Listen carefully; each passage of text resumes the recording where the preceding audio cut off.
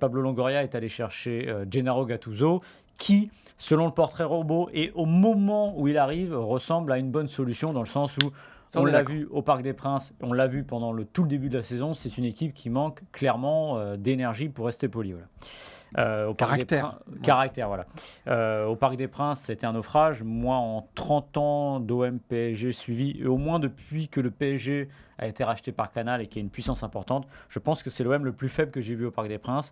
L'OM avait parfois pris des raclées, notamment avec Villas-Boas, mais l'OM avait trop ouvert le jeu cette fois-là. Là, ils ont tout fermé, mais le problème, c'est que dans la gestion du ballon, il n'y avait rien du tout. Et comme tu l'as dit, pas de caractère pour aller plus loin. Donc là, c'est l'électrochoc XXL. On connaît la carrière de joueur de Gennaro Gattuso, qui avec Marc Van Bommel est un peu le marqueur des années 2000 en chien de garde, on va dire. Le gueulard, le type que vous détestez affronter, c'est du Guendouzi x10.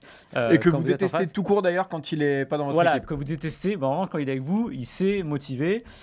Voilà, maintenant, je pense que sur le court terme, le moyen terme, c'est pas une mauvaise solution parce qu'il y aura forcément plus d'énergie. Ou sinon, c'est qu'il n'y a vraiment plus rien à sauver. Tu as dit, il y a des clubs où ça change d'entraîneur, qui s'appellent Olympique aussi, où on a l'impression que ça ne change rien. Mais là, je serais quand même étonné. Après, l'entraîneur Gattuso, voilà, ça reste pour l'instant une carrière moyenne. Il est passé par Naples, il est passé par Milan, il n'a pas révolutionné le jeu de ces équipes-là. Voilà, honnêtement, il faudra voir. On sait déjà qu'il va revenir au 4-3-3, ce qui n'est pas une mauvaise chose. À ceci près que l'effectif a été construit pour le 4-4-2 de Marcelino. C'est aussi le désavantage et le grand risque de changer ça tous les ans et de s'adapter complètement. C'est-à-dire que vous achetez des joueurs en fonction du projet sportif et d'un entraîneur, mais quand celui-ci reste que 7 matchs, c'est un gros problème. Moi, je pense que ça va marcher pour les mêmes raisons que ça ne va pas aller très loin. C'est-à-dire qu'il va amener du feu et de l'énergie, comme tu le disais, que c'est un entraîneur intransigeant, que donc le Vélodrome va aimer ça, mais parce que c'est du feu, de l'énergie et un entraîneur intransigeant, ça peut pas durer longtemps avec Pablo Longoria. Donc je pense qu'il va y avoir une espèce de lune de miel absolument, que ça peut prendre, que le brasier va prendre, mais qui va vite s'éteindre. Après, moi, ça me pose aucun problème, ça. C'est-à-dire que que Marseille change d'entraîneur tous les ans, si Marseille tous les ans termine sur le podium, ça ne me pose aucun problème. Si c'est la façon de faire de Longoria et que les résultats suivent, ça ne me pose aucun problème, absolument aucun problème.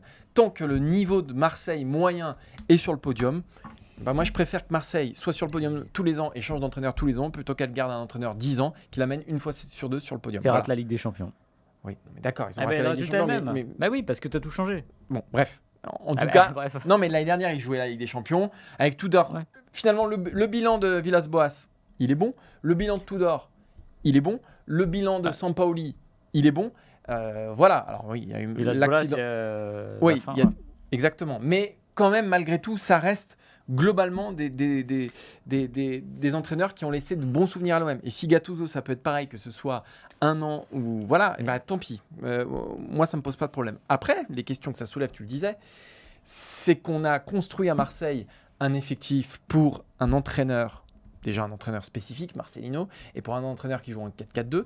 Tu passes en 4-3-3, tu as donc un attaquant en moins, puisqu'il joue avec 2 ailiers et 2 attaquants action, on va dire.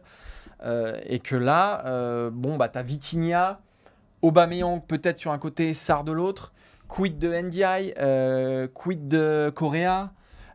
Tu vas quand même avoir, il y a des mecs qui vont être laissés sur le carreau. L'effectif n'a pas été monté et construit pour Gennaro Gattuso. Après, c'est pas le premier qui arrive dans ces circonstances-là. Moi, je suis 100% en face avec ce que tu as dit. Aujourd'hui, en tout cas, je ne sais pas si c'est l'homme, mais en tout cas, c'est le profil qu'il fallait à Marseille.